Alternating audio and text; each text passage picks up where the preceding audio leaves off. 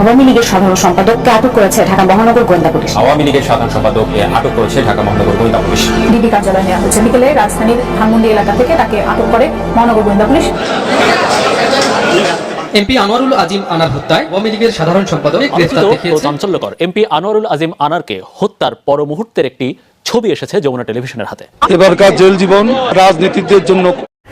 সাবেক আইজিপি বেনজির আহমেদের ভয়াবহ দুর্নীতির তথ্য সামনে। সুপ্রিয় দর্শক শ্রোতা, আসসালামু আলাইকুম। দেশ এবং প্রবাসে, দূরে এবং কাছে যে যেখান থেকে আমার এই ভিডিওটির সাথে সংযুক্ত হয়েছেন সকলকে আন্তরিক শুভেচ্ছা ও অভিনন্দন। দর্শক, স্ক্রিনে আপনারা শুরু থেকে ছোট্ট একটি ভিডিও ক্লিপ দেখতে পাচ্ছেন। আনারুলের চাঞ্চল্যক এক তথ্য বেরিয়ে আসলো। আমাদের সড়ক প্রতিমন্ত্রী ওবায়দুল কাদের সাহেব ইনি কিন্তু জড়িত আছে। এই ভিডিওর মাধ্যমে আপনারা ইতিমধ্যে দেখতে পারতেছেন। দর্শক, পুরো ভিডিওটি আপনাদেরকে দেখাবো, তবে আজকের ভিডিওটা কিন্তু খুবই ইম্পর্টেন্ট এবং খুবই গুরুত্বপূর্ণ। যারা ভিডিওটি দেখার জন্য প্লে করেছেন সবাইকে অনুরোধ করব অবশ্যই ধৈর্য সহকারে আজকের ভিডিওটি কন্টিনিউ করবেন। দর্শক, চাঞ্চল্যক এক তথ্য বেরিয়ে আসলো। আমাদের সড়ক পরিবহন মন্ত্রী ওবায়দুল কাদের সাহেব ইনি কিন্তু এমপি আনারুল হকের সাথে জড়িত আছে এবং চাঞ্চল্যকের তথ্য নতুনভাবে বের হয়ে আসছে। এজন্য থলের বিড়াল বের হয়ে আসছে আজকের এই ভিডিওর মাধ্যমে।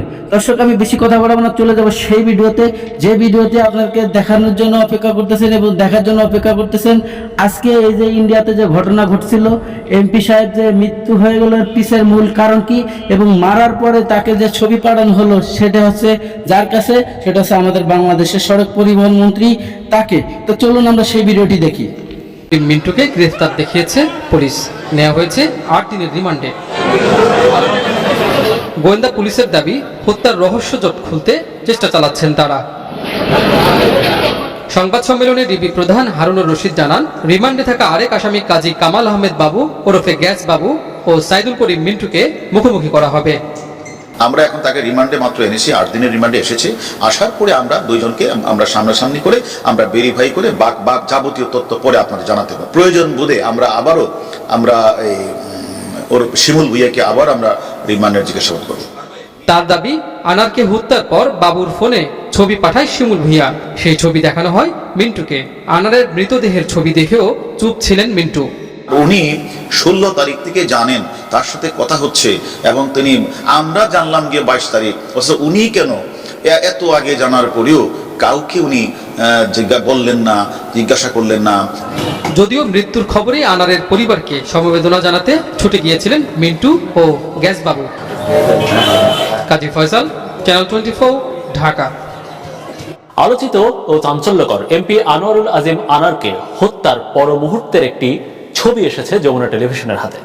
এমনকি হত্যার সময় কলকাতার ওই ফ্ল্যাটে কারা উপস্থিত ছিল, কার ভূমিকা কি ছিল, কেমন ছিল, এসবের বিস্তারিত বর্ণনা দেয়া কসাই জিহাদের ফুটেজও মিলেছে।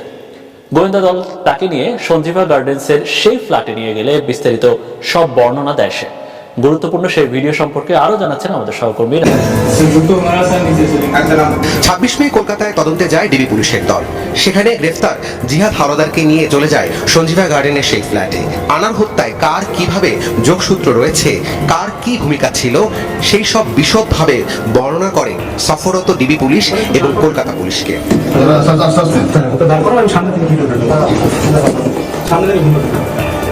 ট্রিপ্লেক্স ফ্ল্যাট ছিল সেটি। ফ্ল্যাটে প্রথমে আনারকে রিসিভ করে শিলাস্তি, বসতে বলে বসার ঘরে। পরে আসে জিহাদ, আনারকে নেমে যেতে বলে নিচের ফ্ল্যাটে। বাড়ি কোন জায়গায় ছিল? মাথা এই জায়গায়, তাই তো? কোন জায়গায় ছিল না, পিছনে ছিল স্যার, এরকম শোয়া ছিল। নিচে নামার পর জিহাদ জানায়, অভিযুক্ত প্রায় সবাই বিছানায় আনারকে হত্যা করে। পরে সেই ফ্ল্যাটের বাথরুমে কাটাকাটি করে ফ্ল্যাশ করে দেয়। তার মূল যে কিলার শিমুল ভুইয়া বাংলাদেশে আসলেন 15 তারিখ, 16 তারিখ এসে ইনি ভাঙ্গাই গেলেন। ওনারা ভাঙ্গা থেকে আসলেন, ওনাদেরকে দেখালেন, ওনারা দেখলেন। দেখার পরে উনি অনেককে দেখালেন। জনপ্রিয় এমপিকে তারা এইভাবে মারলেন আর তারা দেখে এটা হজম করলেন। কেন হজম করলেন সেটাই তো জানতে চাইবে আমার তদন্ত, সেটা জিজ্ঞাসাবাদ করবেন। বাংলাদেশ এবং ভারতে গ্রেফতার সকলেই এই হত্যার সাথে জড়িত বলে জানায় কসাই জিহাদ হাওলাদার।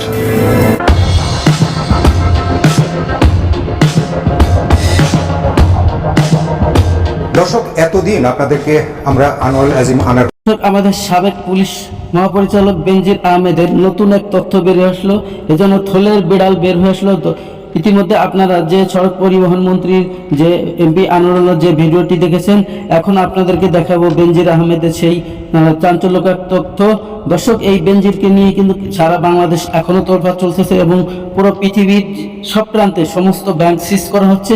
বেনজির আহমেদের যত অন্যায় দুর্নীতি করেছে প্রত্যেকটি দুর্নীতির কেন্দ্র বের হয়ে আসতেছে। তো আজকে আপনারা দেখবেন বেনজিরের যে মূল হোতা কে এর বিষয়ে ইন্ধন দিছে, সরকারি দলের কোন কোন অফিসাররা ছিল, কোন সচিব ছিল, আজকের এই ভিডিওতে পেয়ে যাবেন। তো চলুন আমরা সেই ভিডিওটি দেখি। সাবেক আইজিপি বেনজির আহমেদের ভয়াবহ দুর্নীতির তথ্য সামনে আসছে একের পর এক। এতে বিব্রত পুলিশ কর্মকর্তারা, পরিবার স্বজন কিংবা বন্ধুদের কাছ থেকে প্রতিনিয়ত নানা প্রশ্নের মুখোমুখি হচ্ছেন বাহিনীর বিভিন্ন স্তরের কর্মকর্তারা। থানা থেকে সদর দপ্তর পর্যন্ত চলছে বেনজির কাণ্ড নিয়ে জোর আলোচনা। তবে ব্যক্তি বেনজিরের অপকর্মের দায় যাতে বাহিনীতে না পড়ে, সেজন্য তার অনিয়ম দুর্নীতির শাস্তি চান পুলিশের সৎ কর্মকর্তারা। সেই সাথে বেনজিরপন্থীদেরও শাস্তি চান তারা। বিষয়টি নিয়ে জোর আলোচনা শুরু হওয়ায় পুলিশের ভিতর নিজস্ব একটি বলয় তৈরি করেছিলেন। তাদের সহযোগিতায় সম্পদের পাহাড় গড়েন তিনি। এমনকি বেনজিরের সম্পদ পাহারাও দিত তারা। শক্তিশালী ওই বলয়ের কাছে তখন পেশাদার কর্মকর্তারা ছিলেন কোণঠাসা। পুলিশের দায়িত্বশীল এক কর্মকর্তা কালবেলাকে বলেন, বেনজির বলয়ে দুই ধরনের লোক ছিল। এক গ্রুপ পুলিশের কেনাকাটা সহ আর্থিক সুবিধা পেত, অন্য গ্রুপকে পরিকল্পিতভাবে বিভিন্ন জেলায় পদায়ন করা হতো। পরে তারাই বেনজিরকে সম্পদ গড়তে সহায়তা করে। পুলিশের আরো এক কর্মকর্তা কালবেলাকে বলেন, বেনজিরের দায়িত্ব পালনকালে পুলিশের কারা কোন পদে ছিলেন সেটা খুঁজলেই তার সহযোগীদের পাওয়া যাবে। ট্রান্সপারেন্সি ইন্টারন্যাশনাল বাংলাদেশ টিআইবির নির্বাহী পরিচালক ডক্টর ইফতেখারুজ্জামান কালবেলাকে বলেন, বেনজির আইজিপি বা র্যাব প্রধান থাকাকালে অনেক কর্মকর্তা তার অন্যায়ের সহযোগী ছিলেন। তাদেরকেও জবাবদিহিতার আওতায় আনতে হবে। এর মাধ্যমে বার্তা দিতে হবে, অপরাধ করে কেউ পার পায় না। দুদকের নথি অনুযায়ী বেনজির 2009 থেকে 2023 সালের মধ্যে অন্তত 204.5 একর জমির মালিক হয়েছেন। সেই সাথে ঢাকা, গোপালগঞ্জ, মাদারীপুর ও কক্সবাজারে তার স্ত্রী ও 3 মেয়ের নামে জমির সন্ধান পেয়েছেন দুদকের তদন্তকারীরা। পুলিশ সূত্র বলছে, বেনজিরের বড় আয়ের উৎস ছিল পুলিশের কেনাকাটা। তিনি ডিএমপি কমিশনার থাকাকালে। প্রিয় দর্শক, ধৈর্য সহকারে যারা আমার এই ভিডিওর ক্লিপটা দেখেছেন, আর হয়তো বা আপনাদের ভালো লেগেছে, আর যদি ভালো লেগে থাকে অবশ্যই আপনার মূল্যবান মতামত কমেন্ট বক্সে কমেন্ট করে জানাবেন। এবং ভিডিওটি যদি ভালো লাগে, চ্যানেলটিকে যদি সাবস্ক্রাইব করতে মন চায় অবশ্যই সাবস্ক্রাইব করে রাখবেন পরবর্তী ভিডিও পাওয়ার জন্য। দর্শক, আজকের মতো ভিডিও থেকে বিদায় নেব। সবাই ভালো থাকবেন, সুস্থ থাকবেন। আল্লাহ হাফেজ।